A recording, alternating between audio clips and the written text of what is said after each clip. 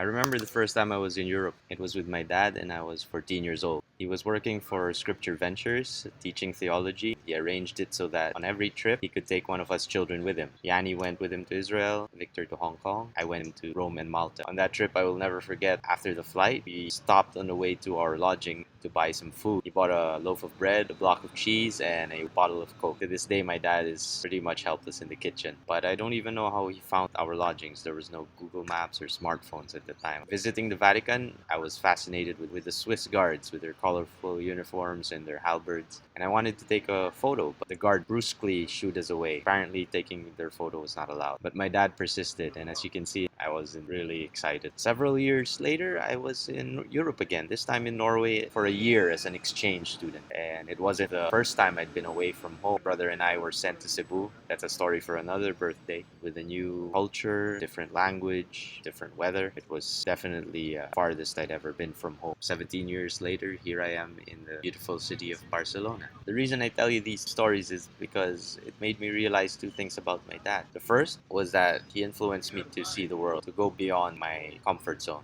He left home right after university to join the LaSalle brothers. He went on a Fulbright scholarship to Michigan University to get his doctorate. And I remember he and my mom would always host guests from all over the world, Hong Kong, Japan, US. And the second thing it made me realize was that my father was an independent person, and it rubbed off on me. He was actually quite a rebel. Start a community, started several businesses, many of them unconventional, before finally settling on real estate. And I want to thank you, Papa, for showing me the world, for inspiring me, and for teaching me independence. Happy 70th birthday. I love you. Bye.